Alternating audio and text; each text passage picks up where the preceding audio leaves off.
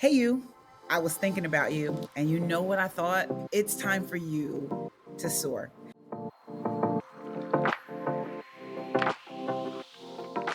Welcome back to the It's Time to Soar podcast with me, your host, Coach Katina. Keeping in theme, we want to make sure that you do not stay stuck, and that if you are stuck, that you have a way out. And today's episode does not disappoint. I have an exciting guest with incredible information to share with you, a dear friend of mine that I know you're going to love. Today's episode is all about being stuck in a career change or stuck in the vortex in a career shift. Many of you might be there, many of you may have been there. And today we want to make sure that you move through this season successfully. So let's get right into it. I'd love to welcome our guest, Miss Tricia Simone. Hello, hello, hello. Hi, Coach Katina. Hello, how are you? So good to see you. It's good to see you too. Thank you for the invite. I'm excited to soar. Absolutely. And we are excited to hear from you, learn from you, and just understand what we can do if we've hit a wall. So, the topic we're here to discuss is that transition in career. And I don't know, any of our viewers ever have the opportunity or the unfortunate opportunity to hit a wall in your career and you just feel stuck? In our parents' day, when they were stuck, because they had to keep food on the table or do what they had to do, they stayed. They stayed at the career and they were disengaged. And disengaged usually means that the work is not interesting, the work is the same, it's mundane, and you're usually not using all of your skills.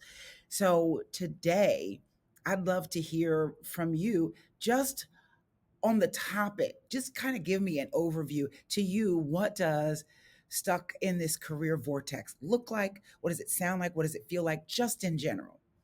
Yeah. In this day and age of AI, it's I feel like it's a little bit more prevalent because we default to technology to kind of move us out of, keep us going. And we don't realize it's a cycle, right? Being Mm, stuck is not something that, technology and innovation can help light that fire. But once you are stuck, typically that's associated to a mental block. So there is a mindset mm, that has to be dealt with. It has to be addressed. And a lot of times we don't realize that, which is where the cycle of being stuck in. It's mhm, repetitive, right? So what we have encountered with a lot of the people that we engage for career shifts and changes or elevation and boosts is mindset is the number one challenge that we have to make sure that we are addressing some of these myths, some of these false expectations that have been placed upon us, whether it has been society or whether it is ourselves. Like, I probably want to default, forget society. Let me just deal with ourselves, right? Like, mhm, mhm. nobody's helping us with this. And so I've had several clients to come and say, they're late. Like, we need to, I need to engage you because I'm late. I'm behind the wheel. I need to get caught up. And I'm like, whoa, where is this coming from? Like, let's slow down. I'm like, who told you you were late? So, And so describe for me, what is late? Like, what is late? Late for so work? What? in her conversation, it was a female, and it's actually several of them. Their late was they weren't making. They had the expectation that they would be at a certain place by a certain date in their career. Behind Uh, schedule, behind their personal growth development schedule. Oh, that wow. schedule thing is like real. So, like in project management, I've got a schedule, I've got to fulfill it. If Right, I right, right. don't, then I haven't met my objectives and my goals, and that all plays a part, right? There is a time and a place for that. But when you when when life starts giving you the signals, like, it gives you hints that we might need to pause and readjust, right? Even with a schedule that you have, and by the time I'm 30, I need to be in this position. By the time I'm 40, I need to be here. By the time I'm 50, I need to be in leadership. And when those things do not happen, oh, you're beyond stuck. Now you're depressed. That part, that's the part I want to dig into. There, you mentioned earlier, it's a mindset. So now we've got people, and if you're a scheduler or a lister or a planner, put me in the chat. Put me in the chat, because I need to put listen, me. when I wasn't at a certain point, I went looking, not looking to change anything, but like, what's wrong with me? What is wrong with me that I didn't hit my milestone? So let's talk about that mindset. And Mhm. mindset is how you get stuck. Yeah, but- isn't it? It It is. It really absolutely is. So I'm late because I'm not hitting my life plan goals. And if I can't see a way out, then now that's mental. Now that's frustrating. And if I'm still working on the job where I'm not hitting my goals, now I'm not even attentive to what I'm supposed to be doing there. Right. So now you got low productivity, you've got low self-esteem, Hmm. you've and what happens is the anxiety is amped up like 100% because I had these things and I have society telling me and reinforcing that Hmm. I should be here at a certain point in time, and uh I'm late. And so I was like, let me help you out with that, sis. You're not late. Everybody has their own path. Let's walk this out. Who told Ah, you you were late? And so when we start talking about that, nobody told them that they were late. We get down to that this was the mindset that they had set these expectations and took mhm. ownership of it. And so I was like, can those be revisited? Can we extend grace to ourselves if the date line changes? Imagine that. A couple episodes ago, we talked about the growth mindset. And the growth mindset is, part of it is being willing to let go of your Mhm. hard and fast rules and belief systems if they're not serving you. Right. And if they're not serving you, as in, they have you stuck. If my hard and fast belief system equates me to less than who I am because I didn't make an age or a success milestone, I need to be okay with adjusting it in Mhm. order to meet the goal Yep. without the stringent timeline.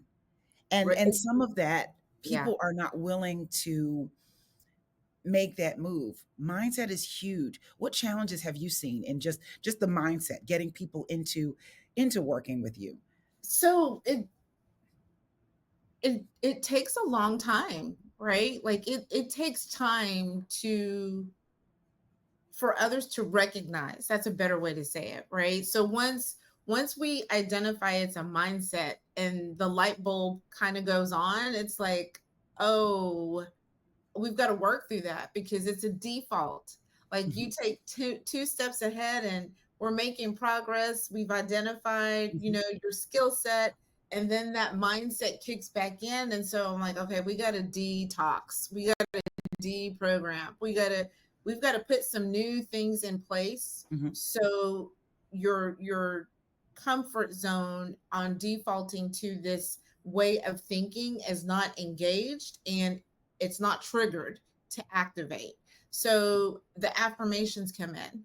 So really, at the end of the call, I'm like, "Girl, you have got this. You are, So we're reaffirming, their stance and getting them to see their own value, right? mhm, That's really where the cracks begin to come in. And so when we stop looking at mhm. what they haven't done and we start focusing on what they have achieved, then that's where the mindset is now it's pliable, right? We get to shift it and mold it Mhm. and move into a new direction if at all possible. I love that. So you've got someone and they're in the vortex of a career shift or a change. They've gotten to the place where I can't take it anymore, or I want to move but I don't know how to do it. Just what would you say a prevalent blocker for somebody that is in the midst of that shift? A prevalent blocker actually kind of goes me into the next one is not owning your own stuff, not owning your data. So we're talking about I'm going to make a career shift. Part Mhm. of the block is twofold. So now I'm going to introduce another character if we can. We've got the person that's stuck because they think they're late, and then we've got the person that believes that they deserve this position, they deserve these. They should be at this status because they have done XYZ, and so when I come in, I'm like, okay, you have been in this position for 20 plus years, blah, blah, blah. So when I start asking questions, so what were the total sales that you had? You know, Mhm. what you Mhm. worked on a project, what was the value of that project? I don't know. Wait, this is your data. So now I'm going to introduce what is part of the blockers, not understanding and owning our own data. So who owns that data? We have defaulted and allowed Workday. All these HR systems have our information, honey. Siri and Alexa is just chomping up on our data, but we don't have it. We don't understand it. We don't save it. We don't track it. We don't maintain it. We update it twice a year for your performance review.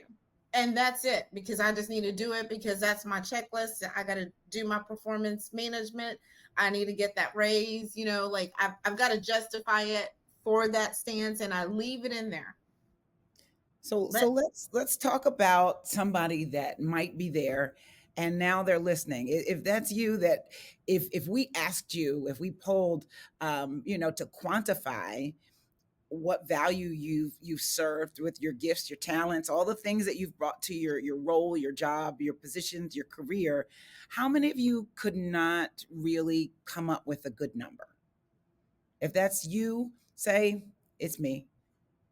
And don't worry, you're not alone. So what Mhm. we want to do is pause right here and give you a couple tips or things to start doing today. And maybe some of you don't even want to shift. And that's the other thing is, what if I don't know 5 years ago that I was Right. going to want to shift? I'm not keeping this data because I'm happy, I'm content. So let's pause and give you a tip. I'm going to ask Tricia. Tricia, give the viewers something to do, a couple things to do to start right now in preparation for this shift. Actionable tips. If you are employed right now at a company, um, I need you to go into your HR systems. I need you to present, go and look for your past 3 to 4 years, print out your performance reviews. In those statements, you have already quantified the measurable outcomes of what you have done are baked into that. In addition to that, you've got your manager giving you descriptions of your value that you've contributed to the department, to the organization, to the company, to your project, to your initiatives. Someone has cooperated with you on that. That's the information that you want to take and hold. Why is that important? Because when it's time for you to shift and pivot and move, right? You're going to have data that you can then use, and it's measurable. So if I have to compare you to somebody else, and somebody else doesn't, they're it's very generic. They don't have any numbers, whereas I've got someone that's saying that they worked on a project that was less than a million, and within a certain time frame. You are giving a standard and a baseline to be compared against. But if you don't have any numbers on that, if you can't quantify the value of what you contributed, you're missing opportunities. So people usually provide what they've done, but not the outcomes of what they've done. So there are a lot of doers, but not achievers. I love that. I love that. A lot of doers, but not achievers. Um, Something, and if that was helpful for you, just type thank you in the chat. Trisha is the chief executive and creative officer of Launch Your Influence. Many of you don't even think you have influence. But when you're finished with Tricia, she just said doers versus, what did you say? Doers versus achievers. Doers versus, there are so many things that you've achieved that you may not even know. And there's influence that you have that you might not even realize. So, um, Tricia helps thousands of clients get unstuck by launching their own influence. So if that was you, that tip right there helped, just say thank you. Say thank you You're in the welcome. comments, Let me right? tell you, you're welcome in the comments. It's not there, Oh but my good. it's not Yes, you're visible. welcome. So Yes. listen, this is a problem because we don't always know when we want to pivot. And for my experience, I spent years in the pharmaceutical and biotech industry. And my first couple of years, I was just so excited with what I was doing. I wasn't keeping the metrics. I was making moves and not keeping track. And I was making so many mistakes. And when it came time to be promoted, when it came time to move forward, I had to scramble to gather all of this. So Mhm. that's why the It's Time to Soar podcast exists. So that folks that may be scrambling, people that may need help, tips, and tidbits to move to their next role, you don't have to suffer with the struggles, the pitfalls that I've been through or any of my guests. Tricia, Mhm. do you have a time when you can remember when you were between places, when you needed to move careers or shift? Yes. Yes, yes, and yes. Mm-hmm. Um, while at in corporate America, and this was part of the birthing of Launch Your Influence, was I didn't know how to tell my story. I knew Mm, I wanted to be seen. I knew I was invisible. I didn't know how to present myself to stand out. And I was scrambling. And so every year I was working at Chevron, and every 2 years you get a chance to post for different positions, and you list all your positions and meet with your representative and talk about what are some of the potential opportunities. And I remember going online trying to search how to stand out. At that point in time, I didn't even think of branding. I didn't, it was just like, how do I stand out? And I was like, I got to just take, I got to do this on my own. And so I had started meeting with individuals that were dualpreneurs. They were working with me at the company, and it was like 20 women that had these side businesses and side gigs. And I was like, do you have a headshot? Do you have a bio? Like, if somebody bumped into you, what are you going to give them? That was really the birth of Launch Your Influence. It was really on that end of it. Those individuals then said, hey, we need to level set and look good for another opportunity. Can you help us out with that? And so that's where we are today, where we do the personal branding for professional elevation. Um, and so for myself, I had taken a headshot. I was doing what I was invoking other women to do, inspiring them to do. So I created my own little packet, honey, and I sent it to him. And his name was Keith. And Keith said, um, this is different. And I was like, yes, it is. It's engineering, oil and gas, very structured.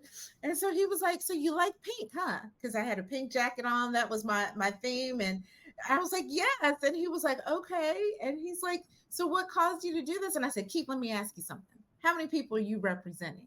And he said, like 100 people. And I was like, I said, are you ever going to forget the lady in pink? And he's like, no.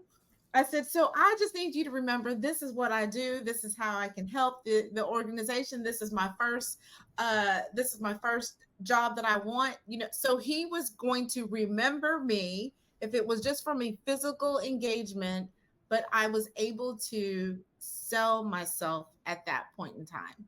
I had just gotten my voice from a scenario internally that was not favorable, and so I was on a roll. So that was actually what birthed And that was actually my challenge on hitting a wall. How do I exceed that? I actually had to put myself out there. I had something that was ready and available. So I Mhm. was prepared for the moment. That preparation for the moment is what I find as a attraction for others that were like, you know what, I do want to be in this position. I do want to go for VP, but I don't know how to get there. Well, then this is where we provide you the tools and the deliverables for you to stand out. Wow. I was So my first client. that you were your first client and you are a success story. What I would love to be able to share, so you shared a great tidbit about owning your data, knowing your data, being familiar with yourself. We also talked about mindset, and knowing your data helps with mindset. If I could just add that when you know your data and you celebrate your wins and then you affirm yourself with all of that, which is all that we've talked about so far, you're starting to get into that mindset that yes, I can do this, and you're starting to put together a picture of Mhm. that. So if I were to ask, what does that feel like to be caught right before you step into the vortex? Um, I remember what it felt like for me, but what does hitting a wall feel like? Uh, it feel you feel frustrated. Mm, You feel disengaged. You don't feel empowered. You feel uh, challenged. You feel I want to say unworthy mm, in some aspects, or that you it's a sense of failure that you're taking on, even though that's not what the case is, but that's what you're feeling. And so heightened anxiety then enters in because of that. I'm frustrated. I don't know how to do this. I don't know what I'm doing. Then you start the anxiety builds in, and you don't feel empowered anymore, right? So that's when you're in that vortex, what happens is, if that's what you're feeling, then desperation comes in. And so with desperation enters in, there's a whole bunch of other mistakes that come up with that, and it's not clarity, lack of thought, focus, then comes to play, and then that starts growing and snowballing. So that's why we say that if you don't know your data, you have to own it. So you need to own your data, know your data, because if you don't know either one of those, if you don't own it and if you don't know it, then you won't know your value. And mhm. understanding your value and what you can contribute is the safety pin to unlock and diffuse the frustration, to Okay, lock and diffuse all of the what we described before. that's great. And that the struggle is, I mentioned it before. Our grandparents, they felt this and they just kept going to work. And then there are people that may be experiencing this right now and they just keep going to work because they have to. Mm-hmm. We don't all have the luxury of stopping, Right. but while you're, and you mentioned uh, some people that you worked with that also had side businesses or side things that they had going on. Since we are in this day and age where today we just helped you understand, you might be stuck, you might be hitting a wall, you might be in that place. You are not at the place where you have to keep going to work disengaged, frustrated, depressed to get a watch at the end of your career. You can do something now while you're still working, still disengaged, still not happy, but you can begin to work. So the first thing we talked about was getting to know and own your data. Tricia, can you help give some ideas or some thoughts for people that may be in this conundrum where they need to start doing things on the side to prepare them to move into a next career or another shift. No, that's great because I was just thinking, I was listening to the CEO of LinkedIn, and his story was a bit fascinating. And he kept on saying this phrase that he met the owner of, he was getting these network connections, and he said it was luck. And somebody in the comment section knows, like, no, you were prepared. And so when preparation meets opportunity, that's when the dancing begins. So we are always advocating, be prepared, right? Like, be prepared, take the time to invest so you can stand out, because everybody has a moment. Mm. Everybody has a moment. Biblically, the word says, hey, he's going to shine on the just and on the unjust, right? So if we have a moment that is destined for us to engage, we need to honor that and be prepared for it, which is why we have the offerings that we want to, is like, we want to create a portfolio of your 15 to 20 plus years of experience. It's hard for that to show up in 2 pages. So invest in yourself. What you could do right now is to do a baseline. If you go to our website, you can, there's a quiz that we have on executive presence. Where are you? Like, go ahead and see, do you have these certain elements in place for that moment, that you are trying to make sure that you're not going to miss it. So yeah, owning your data is the first thing. What we said was, go into your HR systems, download your performance reviews, and start identifying where you added value, and hold on to that. Like, start holding to that. In the previous days, we used to say that was a, what was the book called? I can't The even think. brag book. Brag book. Create your own brag book. I still have a brag book. Printed all of my certifications, all of my training classes, all of that is you. Mm-hmm. So we are resorting for Alexa and Siri to get all that information for us. But there's some things that's missing out of that, right? So Mm-hmm. it, we need to be able to compile that for ourselves. But all of those elements, Alexa and Siri can't do for you. You're gonna have to go through and see. Okay, I worked on this initiative. It was valued at this. This was the outcome of it. You're gonna have to provide some context so we can help tell your story. That's it. Telling your story. And I know that for generations before us, telling your story and bragging, that was not a positive thing. No. And some of you, if you still struggle with interviews, telling how great you are, and you're willing to admit it, just type "it's me" in the comments. Because when you look at yourself on paper, you're like, oh my goodness, I did all of that and you didn't fabricate any of it. Right. And we talked about it being a mindset. It's tough sometimes for people to talk about themselves and how great they are. It is easier for you to read a script that is written down Mm. than it is to come up with it if it's about you. Mm-hmm. So write down, list out, pull it up, print it out. And Tricia talked about affirmations. Marry the two. Mm-hmm. Write out what you've done that's great.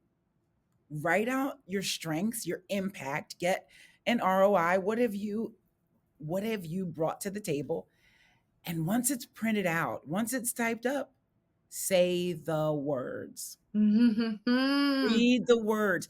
That is a cheat code. That cheat code is you are setting yourself up. It's like an alley oop. You have written down, you did it to get the raise, you did it to Yep. get the performance review, you wrote it down, write it down again, and now read it out. And if you're a mirror type of affirmation person, read it out and say, girl. I say girl because I'm a girl, but if you're a man, say bruh, whatever it is that you need to say, You brought 1.5 million to the table in great ideas. You brought Yeah. the innovative idea that became the big annual program. Whatever it was It that you was. did, say it Mhm. out loud and say it to yourself. Because one, by saying it outside, the atmosphere hears it and you hear it. And how many of you are auditory learner? Auditory learner? Go ahead and write auditory, or a visual learner. Visual learner. When you put the two together and then it goes into your mind, you are already working to break down that mindset. So set yourself up for success by reading out loud the great things you've done. That's that mindset piece. And Trisha, before, when we were talking and we were talking about that mindset conundrum, and you mentioned, and this, for all of you viewers, this was a private conversation that we had, but you mentioned the imposter syndrome and the mindset being a big obstacle to overcome. Can you speak to that a little bit? Yeah, I think that's part of one of our lessons learned was the Mm-hmm. mindset, and that people did not feel the imposter syndrome, and that mask enters in when they didn't feel that they were worthy of what of going to the next level, or somebody previously in the organization had almost like demonized to say that they weren't worthy, that they had to enable, you enabled Bob and Cindy and everybody else, but for yourself it's like, how can I take credit for this? And so then I found one client specifically in the terms of imposter syndrome. She was like, no, I didn't do that. So it's almost as if we're so technical, right? These technicalities. I didn't work on that project, or I didn't implement that project. I just kind of came up with the idea behind it, but somebody else worked on it. I'm like, sister, what you just told me was you created the strategy behind that and enabled the company to do XYZ. So is that what happened? And she was like, oh, I never thought of it that way. And I'm like, okay, if we, this is another cheat code, and tool tip that you can use. If you're in this vortex, and you don't know how, a lot of people come to us because they don't know how to tell their story, right? Like, I don't know how I deliver value. If that's a challenge for you, write down what you did. So do the doer thing. This is what I did, right?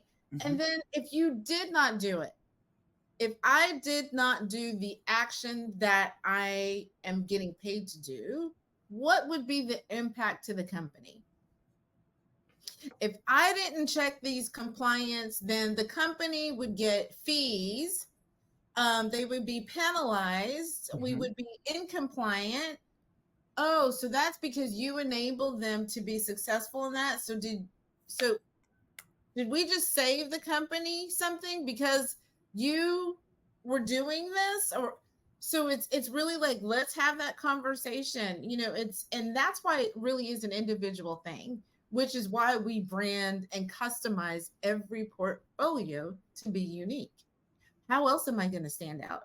It can't just be my story, because AI is great at finding common themes. I need to stand out, right? So I need that story to be unique, because I worked on this at this time frame. This was the deliverable that I did, and I am not replicated. You can't replicate me. Hello, baby. So all this, like, we are all one in unity. We are all one. We are all humans. Yes, we are all humanoids, but we all have a fingerprint. We all got a footprint. We all have a voice print. We all have an eye print.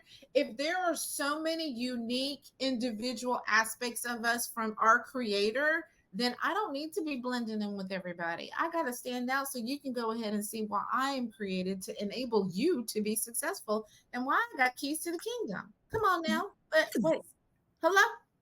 So that's part of, the lessons learned on the imposter syndrome is we're so used to trying to fit in. And because we were trying to fit in and Mm-hmm. help Bob out, Mm-hmm. because that's what the company asked us to do. But the company isn't really recognizing what I'm doing.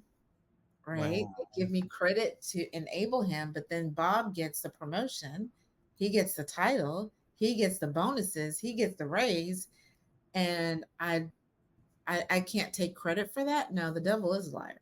We're going to take credit for what you worked on. And if you work with us, we'll go ahead and make sure that the language and your activity are eloquently documented. I Not love that. embellished. We'll embellish, but not lie. Mhm. All right. So let me just say that we're going to be creative with some things, but no, we ain't going to lie because you really are the real stuff. There's no reason to lie. There's no reason to even, the only embellishment we're doing is on your branding. Let me say it Mhm. like I love that.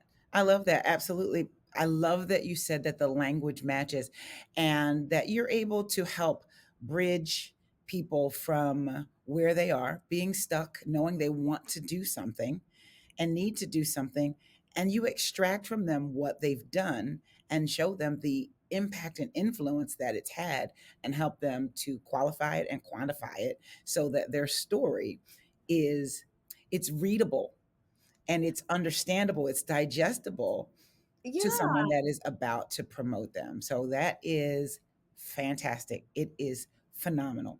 Thank You have you. dropped gems today. You I have, love it. Thank you. I love these type of conversations where we're able just to I get like excited from this. I know I'm excited because if our listeners, listen, if you take heed to any of the nuggets that have been dropped, any of the cheat codes, you are well on your way to soar. And I am excited for you.